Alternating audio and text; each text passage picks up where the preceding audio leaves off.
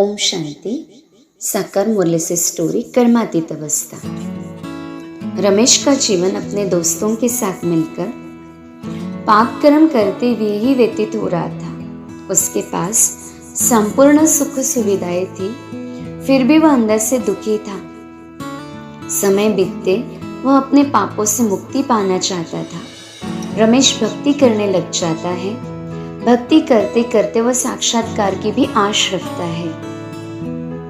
एक दिन रमेश के घर संत आते हैं। वह संत को बताता है, संत जी, मैं अपने पाप काटने और मुक्ति के लिए बहुत भक्ति कर रहा हूँ, परंतु मुझे ना तो आत्मा का साक्षात्कार हो रहा है, ना ही परमात्मा की दृष्टि मिल रही है। संत बोले, रमेश, आत्मा का साक्षात्कार होने से या उसकी झिलमिल देखने से कोई फायदा नहीं है। ऐसा नहीं है कि साक्षात्कार या परमात्मा की दृष्टि से मुक्ति मिल जाएगी, तुम पावन बन जाएंगे, बल्कि इससे और ही धोखे में रह जाएंगे। इसलिए तुम मेहनत करो, मेहनत से ही कर्मातीत अवस्था बनेगी।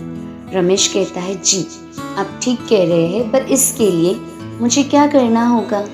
संत कहते हैं, तुम्हें अपनी कर्मेंद्रियों की संभाल करनी है, इनसे कोई भी पाप कर्म न हो। हमारा टीचर विदेही पाप है, इसलिए तुम उन्हें याद करने की मेहनत करो।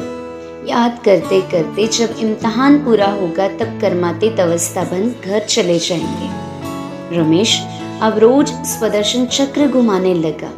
उसे आत्मा का साक्षात्कार होने लगा।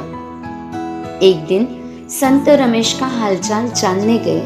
तब रमेश बताता है कि उसने अपने दोस्तों के संगठन को भी ज्ञान में लाने की कोशिश की थी, परंतु उन्होंने उसकी कोई बात नहीं सुनी। रमेश के उमंग उत्साह को देखकर संत उसे सर्व प्राप्ति संपन्न भव का वरदान देते हैं और कहते, रमेश, तुम्हारे चेहरे की चमक बताती कि तुमने कुछ पाया है। तुम प्राप्ति स्वरूप आत्मा हो, इसलिए तुम सर्व प्राप्तियों के नशे में रहकर अपना भाग्य दिखाओ, तो सहज ही तुम्हारे मित्र भी आकर्षित होकर ज्ञान सुनने अवश्य आएंगे। यह सुन रमेश बहुत खुश होता है।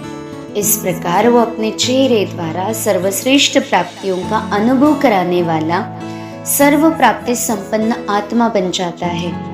धीरे धीरे रमेश अपने साथियों को भी कर्मातीत अवस्था को प्राप्त कराने में सफल हो जाता है। इस कहानी से हमें ये शिक्षा मिलती है, जहाँ उमंग उत्साह और एकमत का संगठन है, वहाँ सफलता समय भी है। अच्छा, ओम शांति।